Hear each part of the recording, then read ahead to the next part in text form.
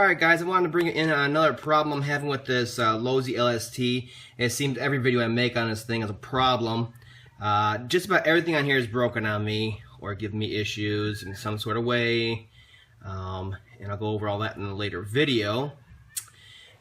Everything on here is broken pretty much except for the engine. The engine, which usually breaks for everybody else, the piston connecting rod, right? This thing runs perfectly fine. And now I got a new spark plug in here, which I'll go over in another video, how I diagnosed that. This thing starts like a champ, runs like a champ. The problem I'm having is you start it up, let it idle a little bit, right? And I have Traxxas radios in here right now because that one from Losi kept failing, right? Well, I got those in here, it's all set up, did a run, everything's fine. And now, once you start it up, it'll link up green. You have steering, you have throttle, right, control. You let it idle, you start the vehicle, okay? And it's just sitting here, and all of a sudden, it'll start twitching. The throttle servo over here will just start going, and just revving the engine. Like it's losing the signal, and it's getting interference. And then, after a certain point, I think it's a fail-safe inside of here. Notices the glitches, right? And it just loses connection on there. And it goes red on here, blinking, and you lose total control over it. Even with, you know, freshly charged battery, brand new receiver, brand new controller. These are from the new eRevos that are out with the Bluetooth TQIs. Okay, I got two of them actually, and receivers. Does the same exact thing, and I'll go over another video. But basically, these freaking servos are not waterproof. So you get any kind of water slush in them, they're basically going to short out inside, right? So if this throttle servo is not plugged in, it does not do it, okay? And so I bought a new one, figuring I'll short it out like the steering ones were, which actually smoked out on here. So those were changed out, and this one was changed out. Fully charged pack. Swapped two different receivers and transmitters. Okay, the Traxxas TQI, which is usually very, very, very reliable. You can drive as far as you can see, and the thing will still have perfect bind to it.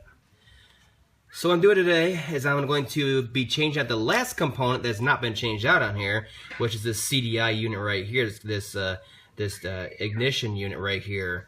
So what happens on ignition units when they have high voltage like this is they can actually cause a lot of interference. That's why I use resistor type wires and resistor type spark plugs. They don't emit a lot of EMI, RFI noise for other electronic devices to interfere with, like radios, right?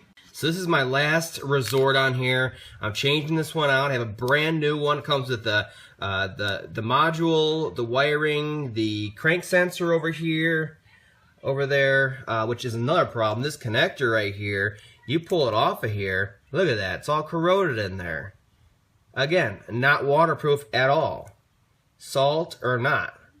So this thing is beyond push me over the edge, especially for $800.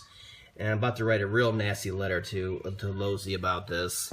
But a last-ditch effort, changing this out, and if it still does this flashing thing and loses control and everything else, and this thing's basically undrivable, because it does happen about 5 seconds after you start it up, I'm giving this thing away. This thing is gone.